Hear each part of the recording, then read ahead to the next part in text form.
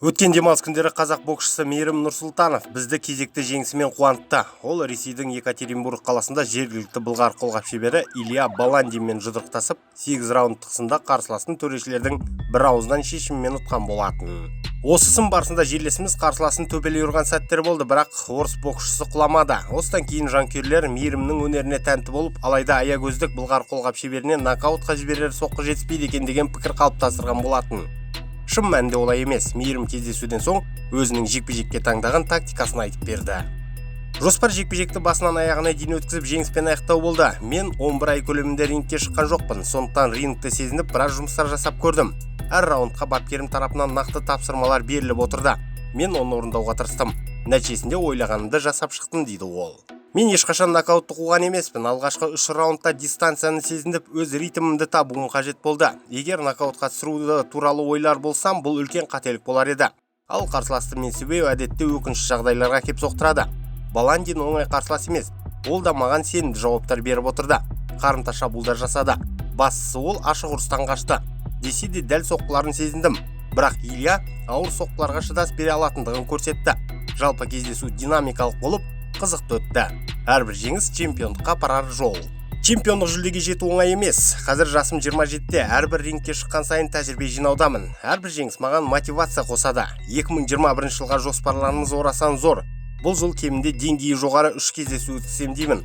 Осылайша рейтингтегі топ 5-ке жақындасам жаман болмас. Орта салмақта мықтылар өте көп. Оның әрқайсысы әрбір сәтте сытылып алға шыға алады. Мүмкіндік бәрінде бар. Ең бастысы сол бір сәтке дайын болу керек деп сөзін түйіндеді Мейірім.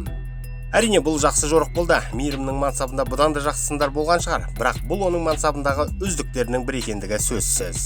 Сондай-ақ өткен аптаның соңында Головкин-Шеремета жекпе-жегінің андеркартында жұдырықтасатын Али Ахмедов толыққанды IBO чемпиондық белбеуіне таласатындығы белгілі болды. Бұл өте жақсы жаңалық. Геннадий Головкинді айтпағанда соңғы рет мұндай чемпиондықсында қазақ боксшыларынан Жанат Жақиянов пен Бейбіт Шүменов қана өткізген болатын. Енді міне қазақ кәсіпқойларында чемпиондардың саны біреуге артуы мүмкін сәт туындады. Естеріңізге салайық, кәсіпқой бокста бізден шыққан алғашқы чемпион ол Василий Жиров, сосын Головкин және Шүменов пен Жақиянов. Басқа чемпионды күту ұзаққа созылып келеді. Енді бұл төрттікке Али Ахмедов қосылуы мүмкін. Бұл ақпаратты халықаралық бокс ұйымы өзі хабарлады. Десе де белбеуді ұтып алу оңай шаруа емес. Өйткені Алидің қарсыласы 31 жасар эквадорлық Карлос Гонгора да оңай қарсылас емес. Ол кәсіпқой рингте жеңіліп көрмеген жарқын нокаутер. Бұл чемпиондықсын 12 раундтан тұрады. Біз қазақстандық былғары қолғап шеберіне сәттілік тілейміз. Ал Генаның қарсыласы Камил Шереметаның бапкерлерінің бірі коронавирусқа шалдықты деген ақпарат тарағаннан кейін бұл кездесу орын алмауы мүмкін деген ақпарат тараған болатын. Алайда кештің басты промоутері Эдди Хирн жекпе-жектің міндетті түрде болатындығын жариялады. Демек болсын қазірге еш қауіп жоқ, жоспарлы түрде өтеді. Ал Гена қазір осы сынға соңғы жаттығуларын пысықтау үстінде. Көпшіліктің пікірі бойынша Шеремета Генаға тіптен қарсылас емес, сондықтан кездесу барысында нокаут көреміз дейтіндер көптеп табылуда. Алайда мұндай мәлімдемелерге абай болу керек. Өйткені Шеремета да кәсіпқойда жеңіліс деген не екенін білмейтін талапты шеберлердің бірі. Кездесу біздің елдің уақыты бойынша 19 желтоқсан күні таңертеңгісін өтеді.